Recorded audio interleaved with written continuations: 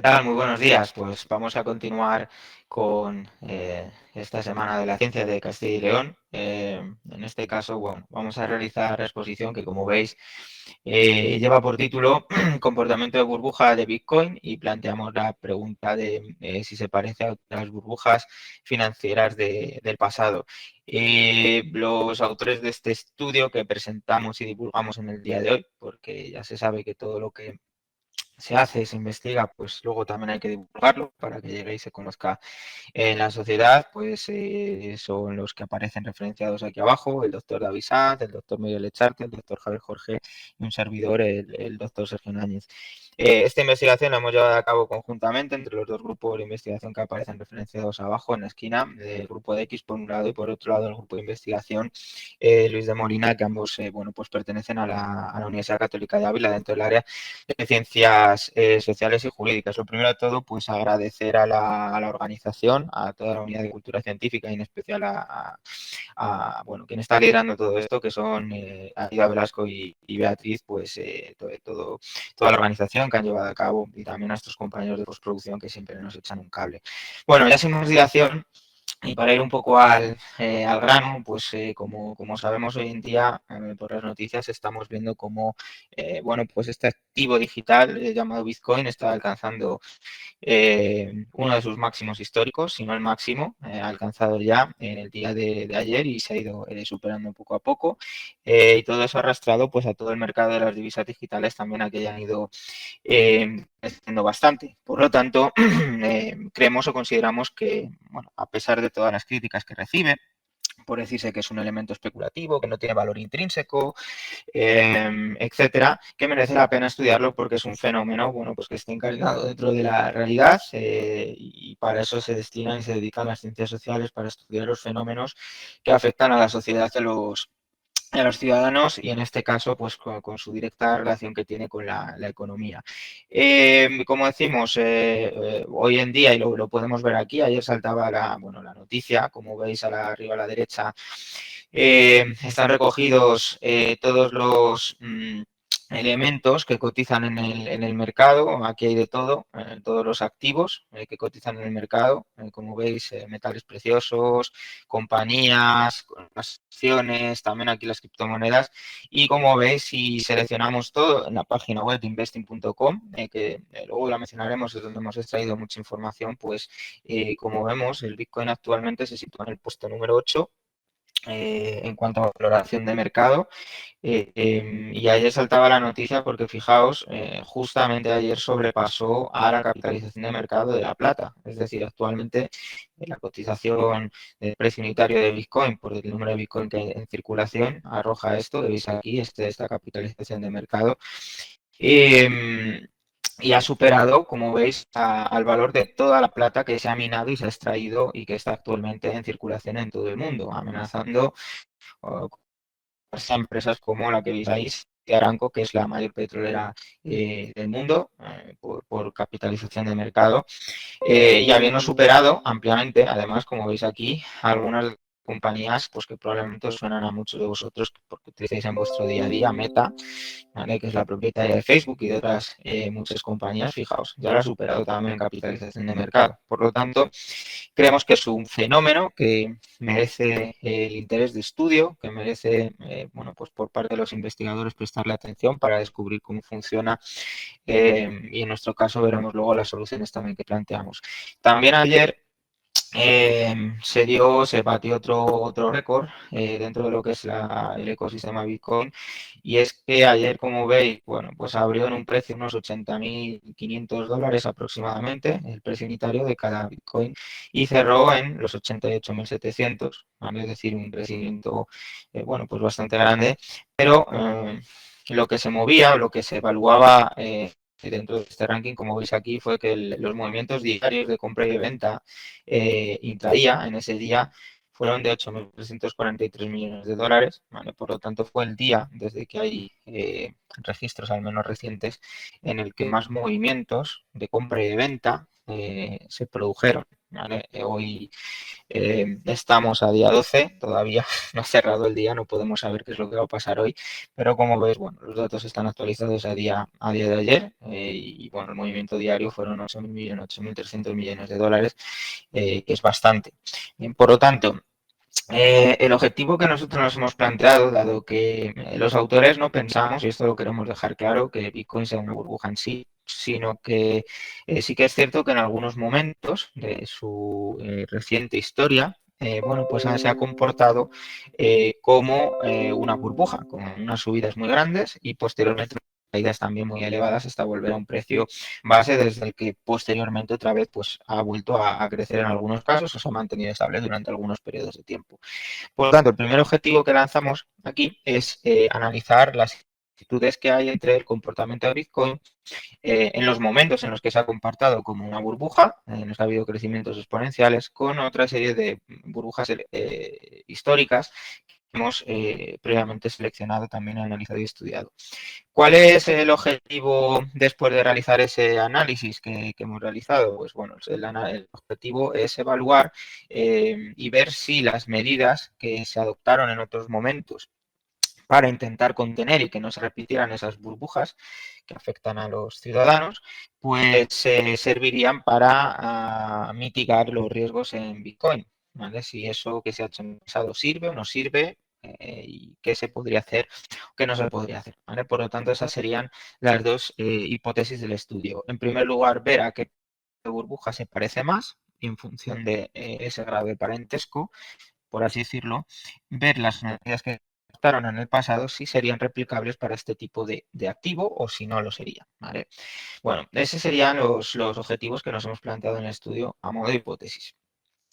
¿Cuáles son las burbujas históricas que nosotros hemos señalado aquí y que hemos estudiado? Bueno, pues la primera que hemos señalado, que hemos estudiado es la tulipomanía, ¿vale? Es una burbuja que surgió en los Países Bajos principalmente. Como veis ahí, antes del 1650, luego hablaremos un poco de esta tabla doble que señala el año de inicio y la duración en días.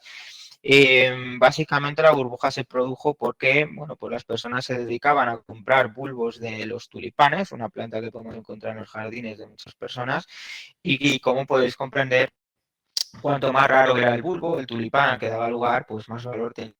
¿Con qué? Con la esperanza de comprarlo y que pasado un tiempo, pues eso volviera a crecer de valor, ¿vale? Y obtener unas ganancias. Así es como se generan muchas de las burbujas, con las expectativas de comprar algo a un precio que se revalorice y posteriormente obtener una serie de ganancias. También hemos estudiado la compañía de Mississippi, ¿vale? La burbuja del Mississippi. Esta burbuja pues se produjo como consecuencia de las manipulaciones, de las actividades que llevó a cabo John Lowe, que era un banquero, que fundó un banco general en Luisiana, en uno de los estados de los Estados Unidos de América, donde, bueno, pues él pensaba que había riquezas en el suelo, diferentes elementos, de manera que para poder financiar sus actividades lanzó papel moneda, es decir, dio a la máquina de imprimir, como hacen hoy en día los bancos centrales, imprimió mucho papel moneda.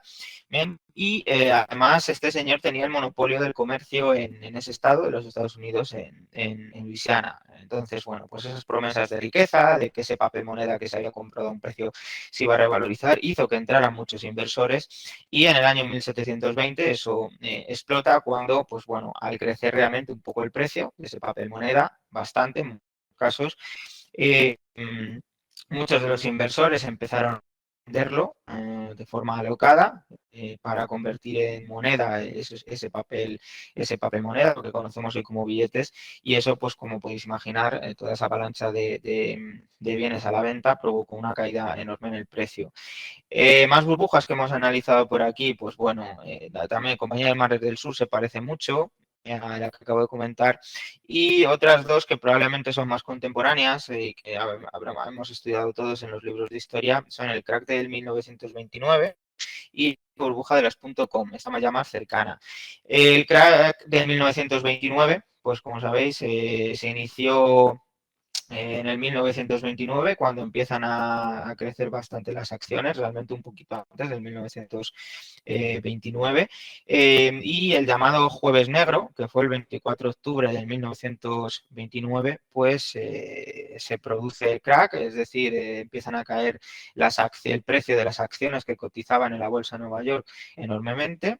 Eso arrastró a que pequeños inversores siguieran poniendo a la venta para intentar mitigar sus pérdidas, lo que arrastró incluso más el mercado hacia abajo hasta que bueno, pues se produce ese crack del 1929. Eso, pensad que a nivel de Estados Unidos supuso un shock verdadero porque dio inicio a lo que se conoce como el periodo de la Gran Depresión en los Estados Unidos. De hecho, fijaos si ese crack del 29 tuvo trascendencia en Estados Unidos y en sus políticas, que la bolsa no recuperó los niveles del 1929 hasta el año 1954 aproximadamente. ¿Vale? Por lo tanto, costó bastante salir de esa situación. Y luego la crisis de las .com, o como veis ahí, la burbuja.com, bueno, pues esa ha sido más contemporánea. Como veis, se produjo entre los años 1997 y 2001, aunque el pico se alcanzó en marzo del año 2000.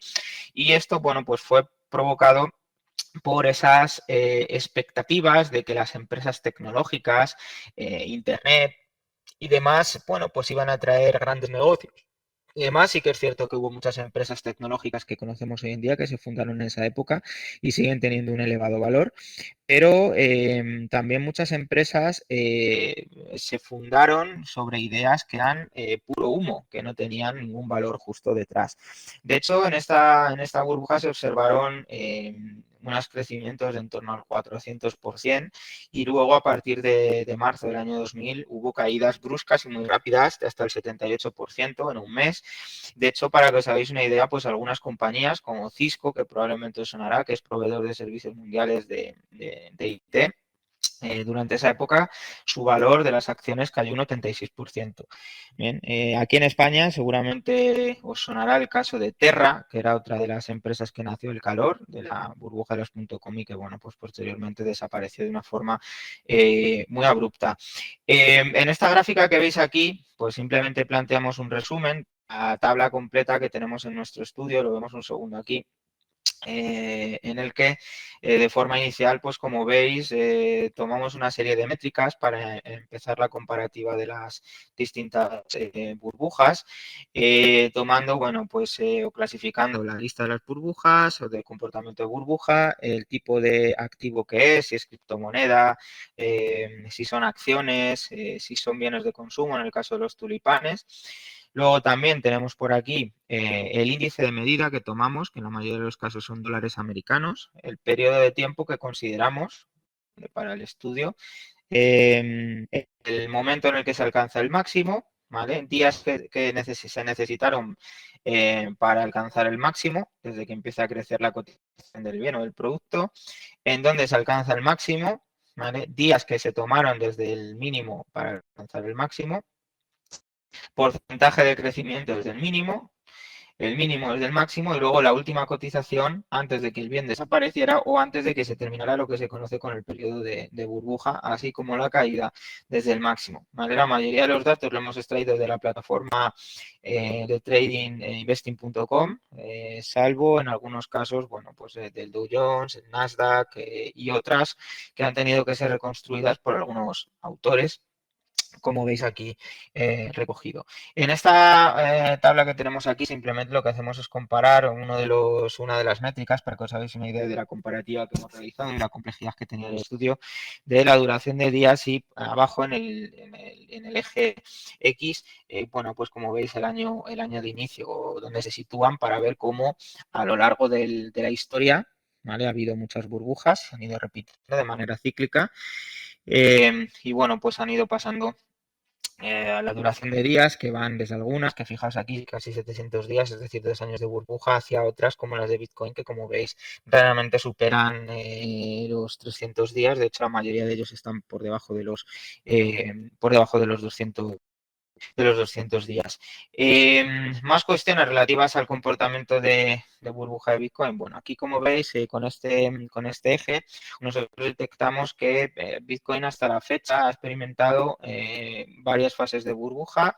Una cuando nació en el 2011 aproximadamente, en el 2013 hubo dos, la A y la B. Y luego en el 2021 también hubo dos momentos, dos periodos de comportamiento de burbuja junto con el 2017. Y luego a la derecha pues vemos el resto de burbujas. Como veis, en el eje de la Y, en el eje Y, simplemente a modo gráfico, vemos el porcentaje de crecimiento desde el mínimo. Bien, y luego la caída desde el máximo, es otro de los elementos que tomamos en la tabla anterior y que para efectos divulgativos pues ahora hemos compartido aquí, también para hacernos un poco idea de la complejidad que entrañaba este estudio. Por tanto, hemos comparado con todos esos datos las burbujas históricas, hemos visto la volatilidad, el crecimiento exponencial de los precios. De hecho, como vamos a ver después, algunos de los datos lo hemos tenido que presentar en escala logarítmica porque si no se nos saldrían de los ejes si lo intentamos hacer en porcentaje o en números enteros. ¿Vale? A la derecha, como veis aquí, tenemos el porcentaje de caída desde el máximo, que en algunos casos se llegó a situar, por ejemplo, fijaos en el caso de Bitcoin en el 2017, experimentó una caída desde el 70% desde el máximo. El crack del 29, como veis, se situó entre el 40 y el 50%, ojo de media, en ese periodo. En el caso de Bitcoin hay, como vemos también, pues el 40% en el año 2013, en los dos momentos en los que hubo burbuja, más del 25, casi más del 20% primer año. Bueno, esto nos sirve para llevar a cabo de forma, creo que bastante clara, esta comparativa que estamos llevando a cabo en este estudio, con muchas otras métricas que, como habéis visto en la tabla anterior, se podían introducir y que, bueno, pues por motivos didácticos no lo hacemos ahora. ¿Qué más cuestiones hemos planteado dentro del estudio? Bueno, pues como todo, para llevar a cabo, ejecutar un estudio que sea válido y que presente resultados que son comparables y que están estandarizados, partimos del modelo JLS, como veis ahí, el modelo Johansen, Ledit, Sornet, que son, bueno, un modelo que plantearon estos señores y que tomando en cuenta diferentes variables servía para detectar posibles burbujas dentro del mercado financiero.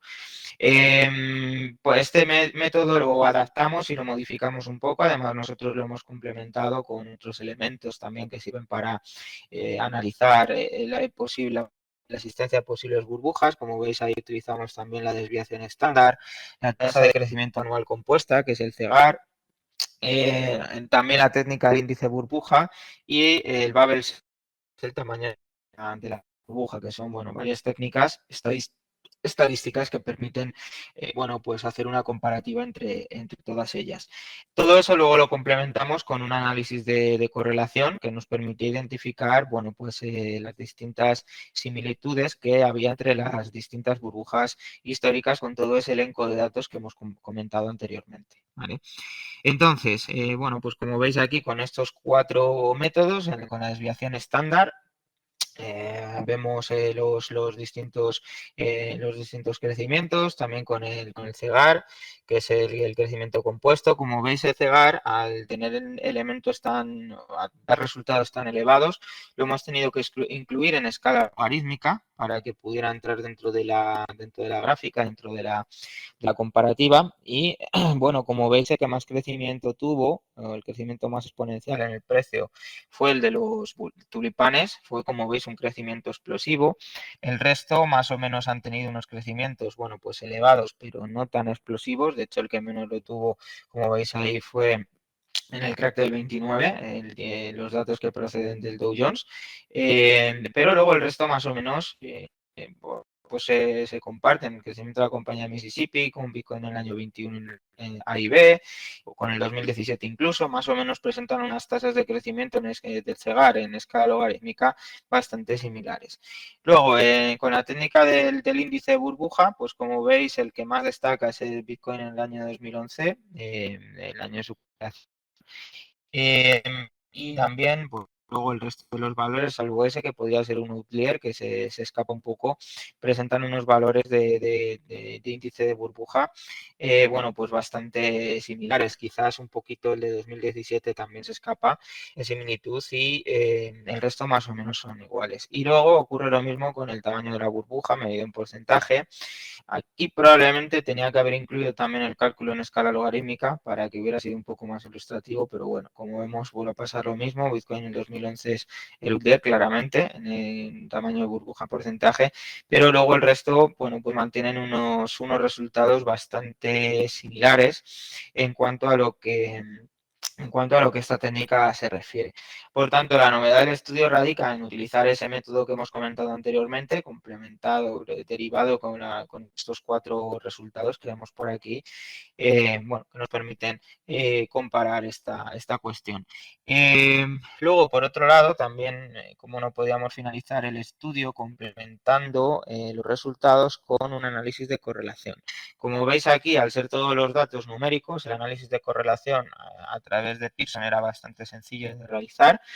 Y esta figura, que se utiliza mucho en el mundo de la economía y también dentro de las ciencias sociales, como veis, es lo que se llama la matriz de correlación. Esto lo que hace, o esta matriz de correlación, esta técnica, lo que hace es ir comparando en nuestro caso, cada una de las burbujas, ¿vale? Como veis ahí, pues nos compara Bitcoin del 2011 consigo misma, con el 2013, para detectar patrones de comportamiento, ¿vale? Entonces, ¿dónde encontramos una mayor correlación? Bueno, pues como veis, cuanto más oscuro es la escala que vemos aquí, eso supone que las correlaciones superan el 75%.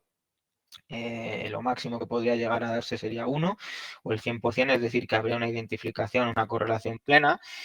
Mientras que los valores, bueno, pues más cercanos al cero, como veis, está más clarito. Incluso ahí puede darse la correlación negativa, ¿vale? La correlación en este caso puede ir de 1 a -1.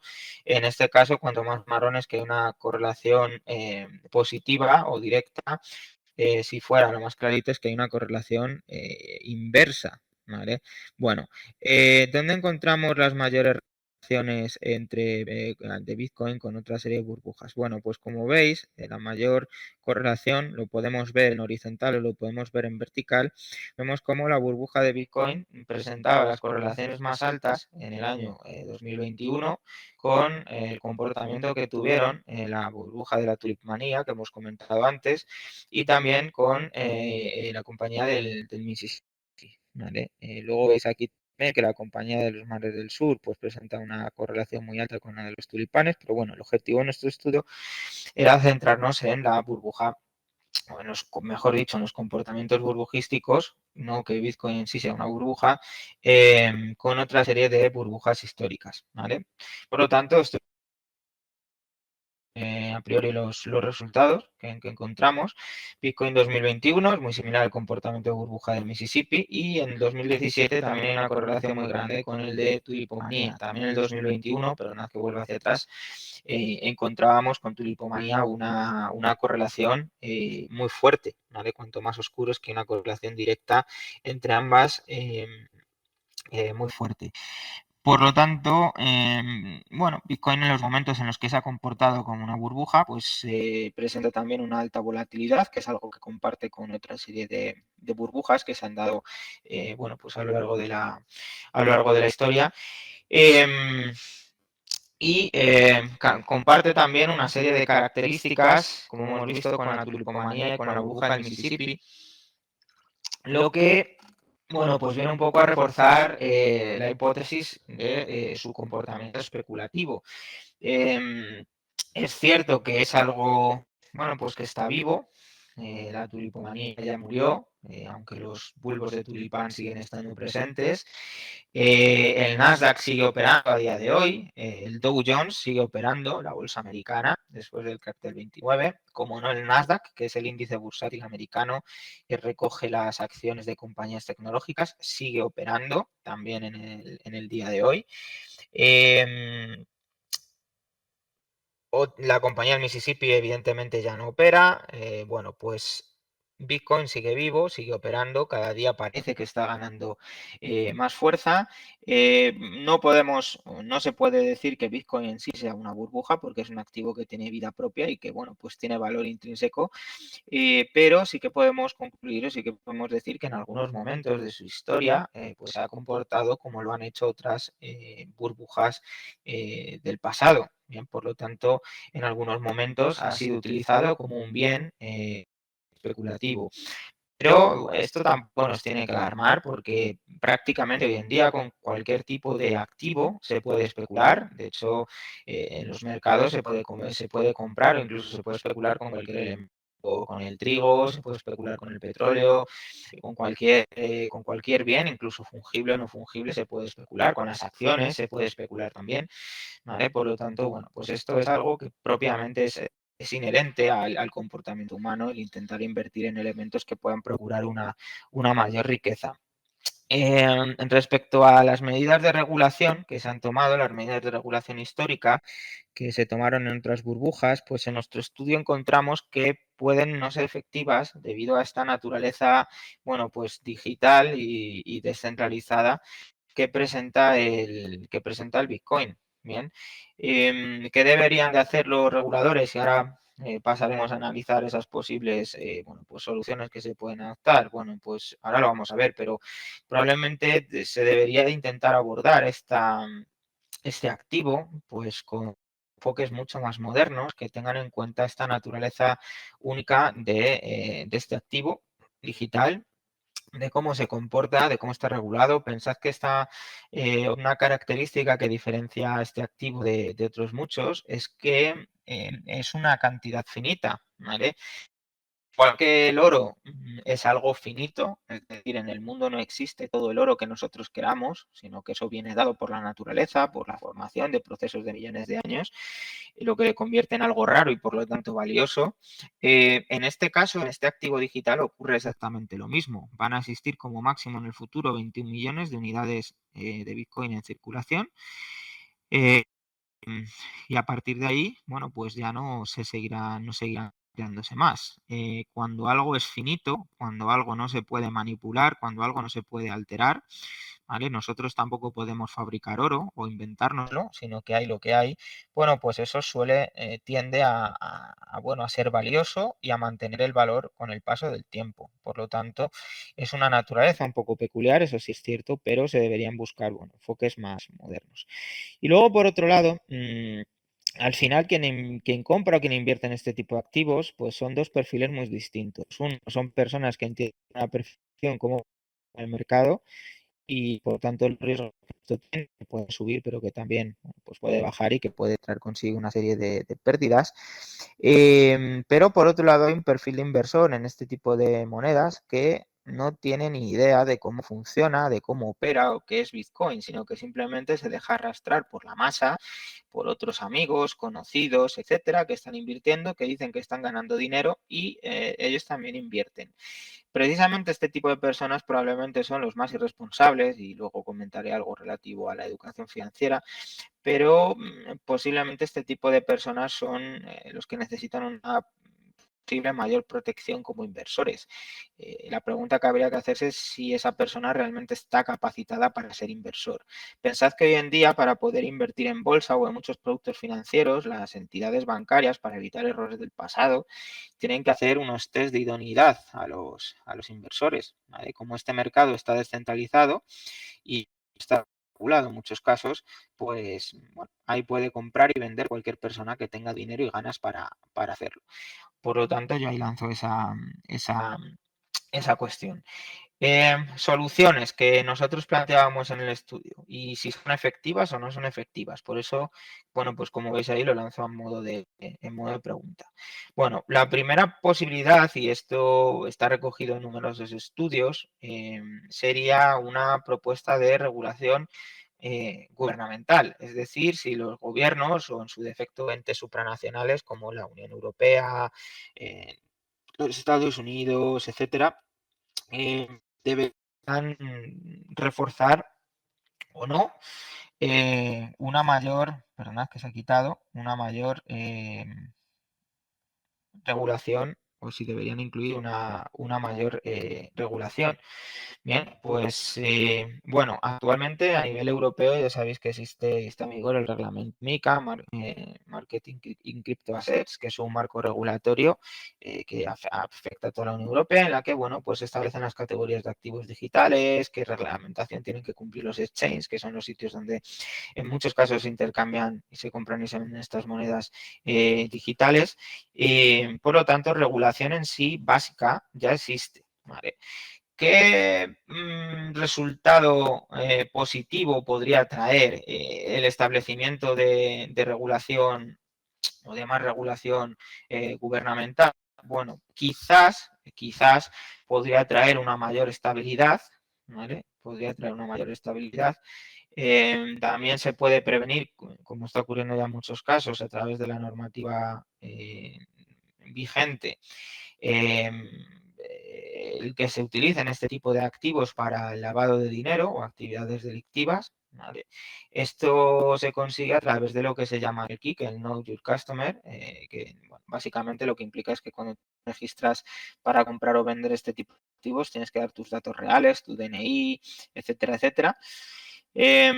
Pero un problema que podría traer esto regulado, perdón, es que, bueno, pues si se regula demasiado, y esto ya vemos que ha ocurrido en el pasado en muchos otros sectores, eso pues puede ahogar al mercado, resta competitividad al mercado y puede restringir también la innovación relacionada con este área, ¿vale? Por lo tanto, bueno, consideramos que probablemente, dada su naturaleza, esta propuesta de más regulación o regulación gubernamental no sería del todo apropiada, tendría también un impacto bastante limitado.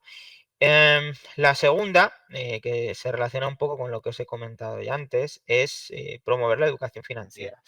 Esto, independientemente de que sea Bitcoin o no, debería ser una prioridad absoluta de todos los estados y de todos los gobiernos, el promover la educación financiera. Nos encontramos con que hay personas que no saben qué afecta a la hora de de elegir una hipoteca, tipo de interés, qué es el TIN y el TAE.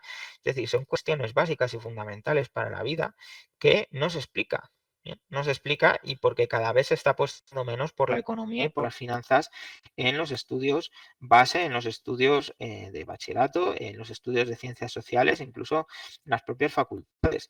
Por lo tanto, eso habría que tratar de revertirlo. En el caso de Bitcoin, mayor educación financiera probablemente serviría para limitar o al menos que aquellas personas que tienen menores conocimientos en finanzas, probablemente al conocer que hay algo que en economía y en finanzas se llama el riesgo, probablemente bueno, pues les eche para atrás a la hora de invertir en este tipo de activos.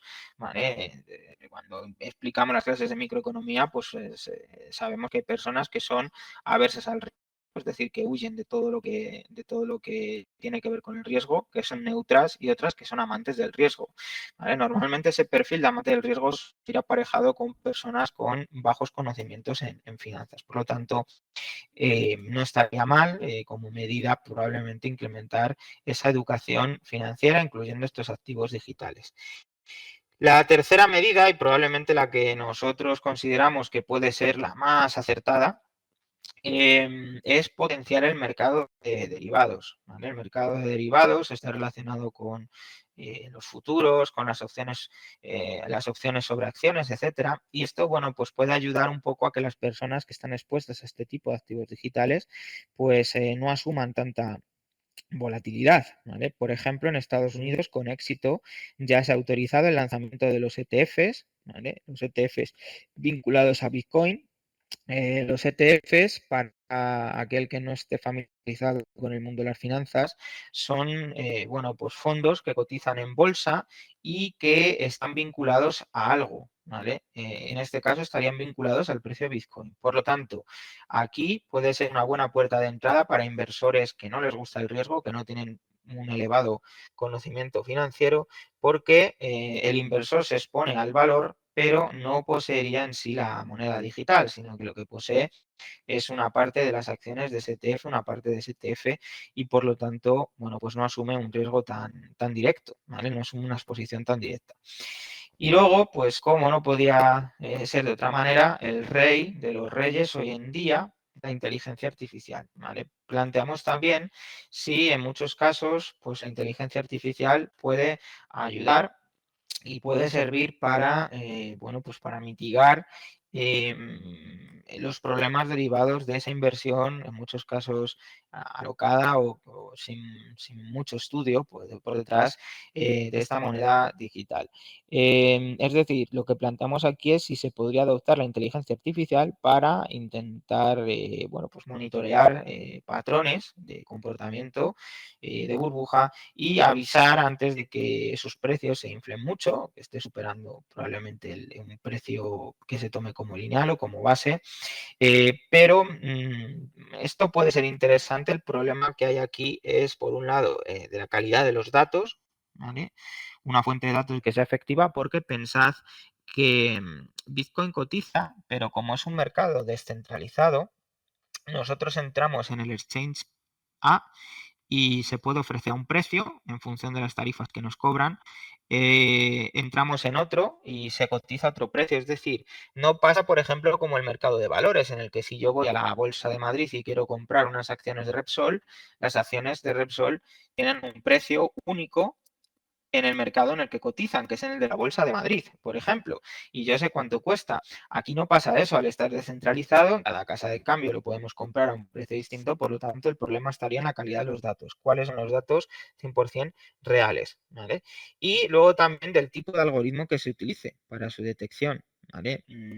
Los algoritmos han demostrado que son muy eficientes para la automatización de tareas, pero también en el ámbito de las finanzas han demostrado que cuando hay un pequeño error se pueden destacar, pueden provocar indeseadamente, bueno, pues pánicos que pueden desembocar en precisamente como pasó en la burbuja del Mississippi, que de repente pues lanza una alerta falsa la inteligencia artificial o se lanza una orden de venta masiva por error y eso provoca que se desplome el precio del bien y que más personas que estén en esa situación corran a vender, por lo tanto se agrava más la situación. Todo esto, bueno, dependerá de cómo vayan evolucionando los algoritmos y los distintos mecanismos de control, pero bueno, puede ser una solución bueno, pues parcial probablemente y no una solución completa. Todas estas soluciones, pues como comentaba, presentan un distinto grado de efectividad o pueden llegar a presentar un distinto grado de efectividad en función de cómo los poderes públicos lo quieran enfocar, pero ya decimos que se trata de un activo que no comparte características con muchos otros por su naturaleza digital y que probablemente muchas de las medidas que se adoptaron en el pasado no son ni van a ser en el futuro efectivas con esta moneda digital. Otra limitación y otra limitante que encontramos a la hora de llevar a cabo el estudio es el de comparar burbujas que se han llevado a cabo en momentos históricos distintos. ¿Vale? Al final, nosotros hemos utilizado, hemos hecho una comparativa con lo más objetivo, como habéis visto antes, que es el número de días hasta el máximo, número de días hasta el mínimo, la tasa de crecimiento, el tipo de bien, cómo estaba valorado, como habéis visto, las 4 técnicas que hemos utilizado, el índice burbuja, etcétera. Al final hemos hecho una comparativa, pero es muy difícil comparar burbujas realmente que se dieron en diferentes momentos históricos con situaciones históricas muy distintas, realidades muy distintas, nivel de formación de los inversores muy distintos, expectativas futuras muy distintas, ¿vale? Por lo tanto, y todas esas cosas en muchos casos no se pueden medir de una manera objetiva a través de números y a través de la estadística. Por eso es una limitación importante del estudio.